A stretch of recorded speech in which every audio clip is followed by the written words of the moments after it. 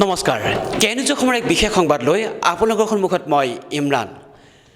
সমগ্ৰ বিশ্বজুৰি অব্যাহত আছে কৰোনা ভাইৰাছৰ যি সংক্ৰমণ এই সংক্ৰমণ ইয়াৰ পৰা ব্যতিক্ৰম নহয় আমাৰ দেশ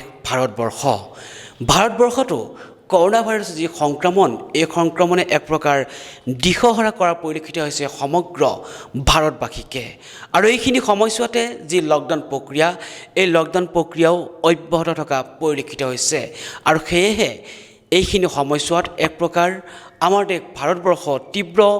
অৰ্থনৈতিক সংকটৰ ফালে অগ্ৰসৰ হোৱা পৰিলক্ষিত হৈছে আৰু এই কথাখিনি অনুধাৱন কৰিয়েই দেশৰ ৰাষ্ট্ৰপতি ৰামনাথ কোবিন্দে আগবঢ়াইছে এক মহান উদাৰতাৰ পৰিচয় হয় ৰাষ্ট্ৰপতিগৰাকীয়ে এই লকডাউনৰ সময়ছোৱাতে তথা কৰোনা ভাইৰাছৰ সৈতে যুদ্ধ কৰিবলৈ কেন্দ্ৰীয় চৰকাৰক যি অৰ্থনৈতিক সবল কৰাৰ প্ৰয়োজন এই কথাখিনি অনুধাৱন কৰিয়েই তেওঁৰ দৰমহাৰ পৰা 30% ধনৰাশি কমকৈ গ্ৰহণ কৰিবলৈ সিদ্ধান্ত গ্ৰহণ কৰিছে কেৱল সেয়াই নহয় ৰাষ্ট্ৰপতিগৰাকীয়ে যি ভ্ৰমণ ব্যয় সেই ভ্ৰমণ ব্যয় হ্ৰাস কৰিবলৈও এক প্ৰকাৰ সিদ্ধান্তত উপনীত হোৱা পৰিলক্ষিত হৈছে অনুধৰণে ৰাষ্ট্ৰপতি ভৱনৰ যিসমূহ বিভিন্ন বিভাগৰ খৰচ পাতি সেইসমূহ খৰচ পাতি ক্ৰমাৎ হ্ৰাস কৰিবলৈ এক প্ৰকাৰ অংগীকাৰবদ্ধ হোৱা পৰিলক্ষিত হৈছে ৰাষ্ট্ৰপতি ৰামনাথ কোবিন্দ আমি পুনৰবাৰ কেন্দ্ৰীয় অসমৰ দৰ্শকসকলক জনাব বিচাৰিছোঁ লকডাউনৰ সময়ছোৱাতে তথা মাৰাত্মক কৰোনা ভাইৰাছে দেশত সংঘাই ৰূপ ধাৰণ কৰাৰ সময়ছোৱাতে এক প্ৰকাৰ তীব্ৰ অৰ্থনৈতিক সংকটৰ মুখামুখি হোৱা পৰিলক্ষিত হৈছে কেন্দ্ৰীয় চৰকাৰ আৰু এই কথাখিনি অনুধাৱন কৰিয়েই দেশৰ ৰাষ্ট্ৰপতি ৰামনাথ কোবিন্দে তেওঁ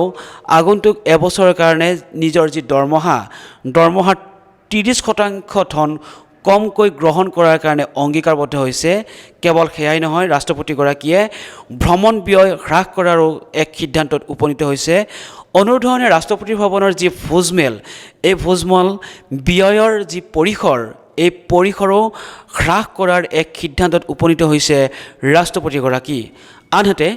ৰাষ্ট্ৰপতিৰ কাৰ্যালয়ৰ যি বিভিন্ন শিতান এই শিতানসমূহৰ খৰচৰ ব্যয়ো হ্ৰাস কৰিবলৈ অংগীকাৰবদ্ধ হৈছে ৰাষ্ট্ৰপতিগৰাকী অনুধৰণে বিলাসবহুল লিমজিম বাহন ক্ৰয়ৰ ক্ষেত্ৰতো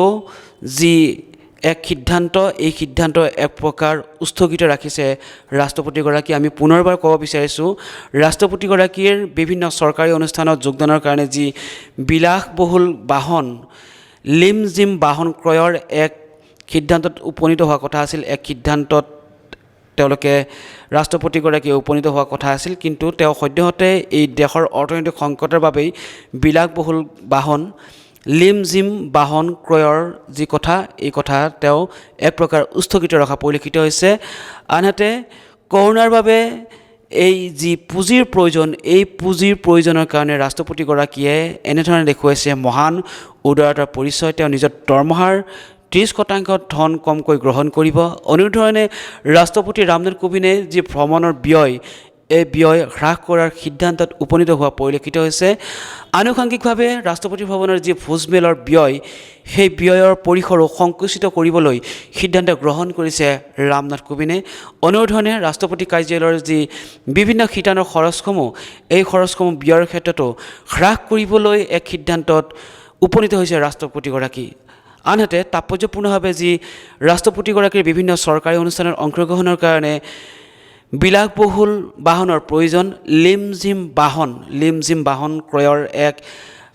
সিদ্ধান্তত উপনীত হোৱাৰ কথা আছিল এক সিদ্ধান্ত গ্ৰহণ কৰিছিল ৰাষ্ট্ৰপতিগৰাকীয়ে ৰাষ্ট্ৰপতি কাৰ্যালয়ে কিন্তু শেহতীয়াভাৱে যি দেশৰ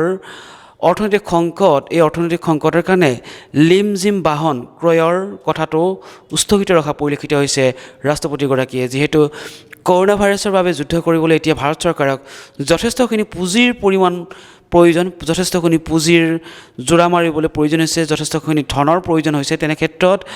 যি ৰাষ্ট্ৰপতিগৰাকীয়ে এই উদাৰতাৰ পৰিচয় দাঙি ধৰা পৰিলক্ষিত হৈছে আনহাতে আত্মনিৰ্ভৰশীল ৰাষ্ট্ৰ হিচাপে চৰকাৰে জনোৱা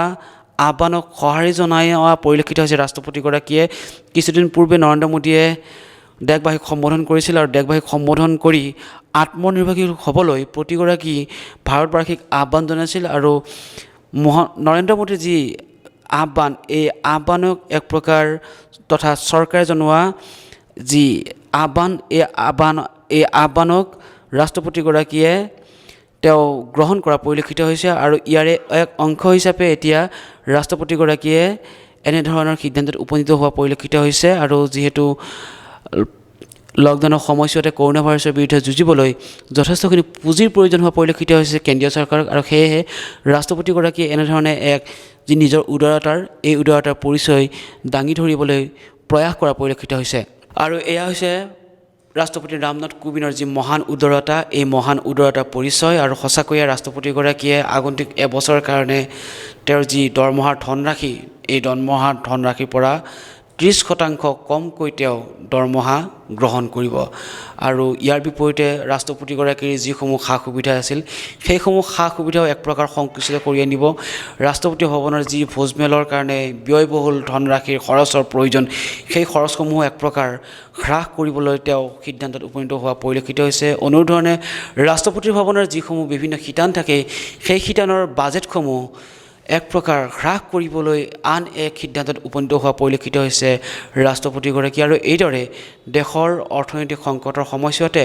ৰাষ্ট্ৰপতিগৰাকীয়ে যি উদাৰতাৰ পৰিচয় দাঙি ধৰিলে এই উদাৰতাৰ পৰিচয় সঁচাকৈয়ে এইখিনি সময়ছোৱাত হৈ পৰিছে আন এক প্ৰশংসাৰ পাত্ৰ